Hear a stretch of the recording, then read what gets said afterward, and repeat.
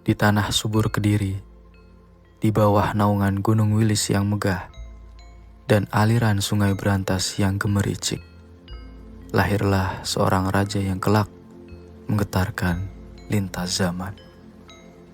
Namanya Prabu Joyoboyo. Seorang raja yang tidak hanya memerintah dengan pedang, tapi juga dengan firasat. Ia bukan sekedar penguasa dunia, tapi penatap masa depan.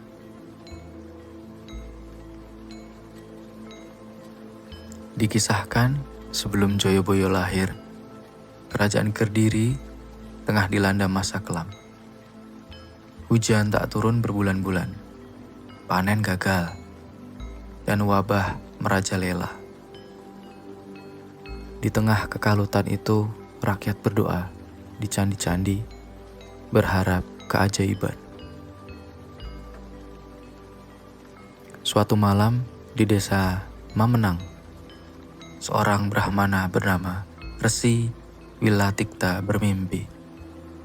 Ia melihat cahaya besar turun dari langit dan menyinari rumah seorang wanita sederhana.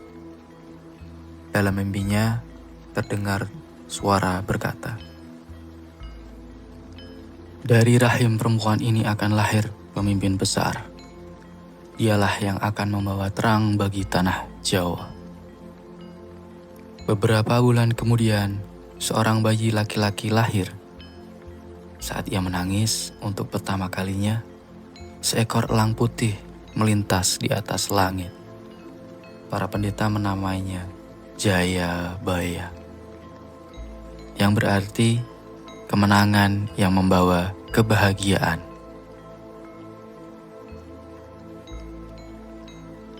Jayabaya tumbuh menjadi anak yang berbeda dari teman-temannya.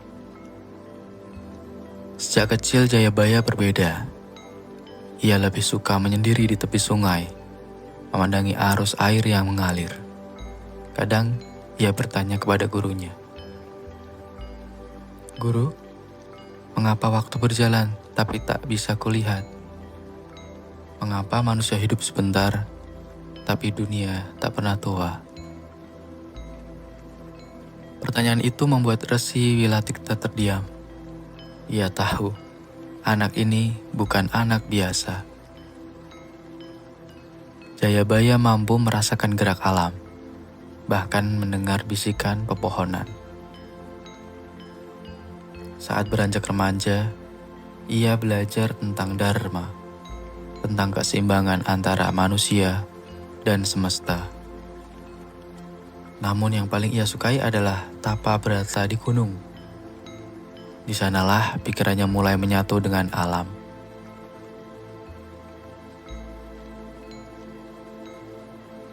Kata orang tua di desanya, Jayabaya memiliki mata batin terbuka sejak lahir. Ia bisa merasakan pergerakan alam, bahkan mendengar bisikan halus dari pepohonan. Kadang ia menenangkan badai hanya dengan duduk bersila dan melantunkan doa. Sejak beranjak remaja, ia belajar kepada Resi Wilatikta tentang ajaran Dharma, keselarasan antara manusia dan semesta. Ia juga belajar strategi perang, pemerintahan, dan sastra. Namun, yang paling ia sukai adalah menyepi di gunung, melakukan tapa berata untuk mencari makna sejati kehidupan. Ketika Kediri dilanda kekacauan politik, para bangsawan mencari sosok yang mampu menyatukan rakyat. Ramalan para resi menunjukkan pada Jayabaya, yang kala itu masih hidup sederhana di desa. Ia dipanggil ke istana, dan setelah melalui serangkaian ujian spiritual dan kepemimpinan, Jayabaya dinobatkan sebagai Raja Kediri. Rakyat menyambutnya dengan sukacita. Dari sinilah nama Prabu Joyoboyo mulai dikenang. Pemerintahannya berlangsung adil dan makmur. Ia menegakkan hukum tanpa pandang bulu, membantu rakyat kecil, dan mendukung perkembangan seni dan sastra.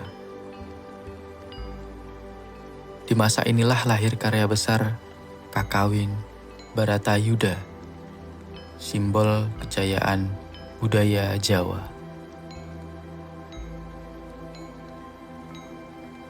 Banyak kisah ajaib menyeliputi Sang Prabu. Konon, ia mampu mengetahui isi hati seseorang hanya dari tatapan matanya. Ia juga dikatakan bisa muncul di 2 tempat sekaligus dan mampu memanggil hujan saat musim kemarau. Namun Joyoboyo tak pernah menyombongkan diri. Beliau selalu berkata, kekuasaan bukanlah untuk menundukkan manusia lain, tetapi untuk menundukkan hawa nafsu dan diri sendiri. Begitulah, rakyat sangat mencintainya. Setiap kali Joyoboyo keluar istana, rakyat menundukkan kepala, bukan karena takut, tapi karena hormat dan rasa kasih. Pada masa tuanya, Joyoboyo sering menyepi di hutan Pamenang. Di sanalah ia mulai menerima wahyu tentang masa depan. Dari hasil semedinya, beliau menulis dan menyampaikan nubuat yang kelak dikenal sebagai Jangka Jayabaya. Ramalan yang begitu dalam dan penuh simbol. Dalam bahasa Jawa, beliau berkata, zaman bakal ganti kulit, wong cilik akeh kang dadi ratu, lan ratu bakal dadi wong cilik. Sing ala dadi utama, sing utama dadi ala. Yang artinya adalah zaman bakal ganti kulit, yaitu zaman akan berubah secara fundamental. Kemudian, wong cilik akeh kang dadi ratu, lan ratu bakal dadi wong cilik. Rakyat kecil akan banyak yang jadi penguasa, dan penguasa akan menjadi rakyat biasa, yang menggambarkan pergeseran kekuasaan atau status sosial yang drastis. Dan sing ala dadi utama, sing utama dadi ala. Orang yang berperilaku buruk akan dianggap baik, dan orang yang baik akan dianggap buruk. Hal ini menggambarkan kemerosotan moral atau perubahan nilai-nilai di masyarakat. Beliau juga meramalkan datangnya bangsa asing.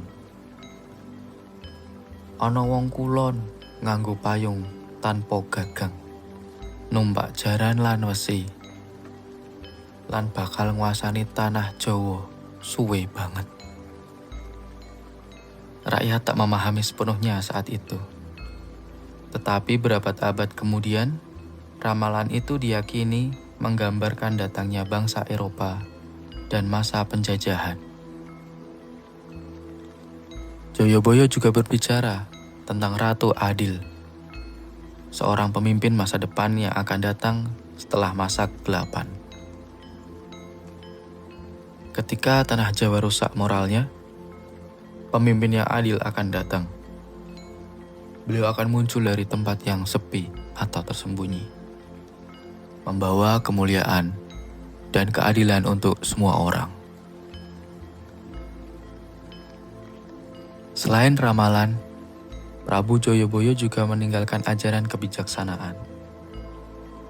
1. Wani ngalah luhur wekasane, yang artinya berani mengalah demi kebaikan adalah kemuliaan sejati.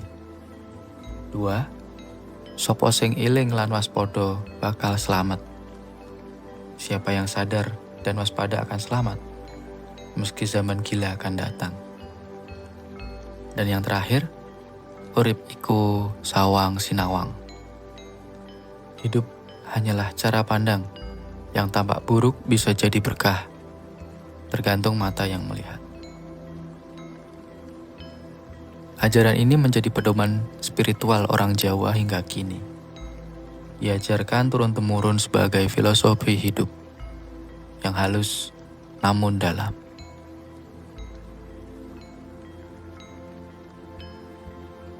Setelah memerintah puluhan tahun dengan penuh kebijaksanaan, Prabu Joyoboyo merasa waktunya telah tiba.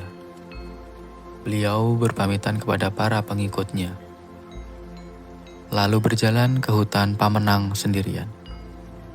Konon, saat pagi menjelang, tubuh Prabu Joyoboyo memancarkan cahaya yang lembut.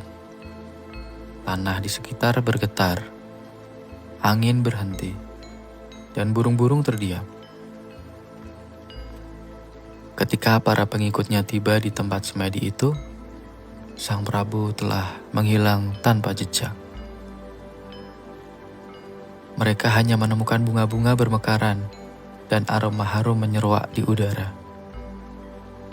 Prabu Joyoboyo mokso, meninggalkan dunia fana tanpa jasad, bersatu dengan Sang Pencipta. Nama Prabu Joyoboyo tetap hidup. Banyak raja, pemimpin, bahkan rakyat kecil yang meneladani kebijaksanaannya. Ramalan-ramalannya sering dijadikan bahan renungan setiap kali Jawa menghadapi masa kesulitan. Di tempat yang diyakini sebagai petilasannya, banyak orang yang datang berziarah. Mereka berdoa, memohon petunjuk, atau sekedar mencari ketenangan batin. Bagi rakyat Jawa, Prabu Joyoboyo bukan hanya raja masa lalu. Ia adalah simbol kebijaksanaan yang melampaui zaman. Prabu Joyoboyo telah tiada, tetapi kata-katanya terus hidup, berbisik di antara angin malam dan nyanyian gamelan. Berabad-abad telah berlalu, namun nama Prabu Joyoboyo tetap hidup. Ramalannya menjadi bahan renungan, ajarannya jadi pegangan hidup. Ia tak lagi sekedar raja, tapi cahaya abadi bagi tanah Jawa.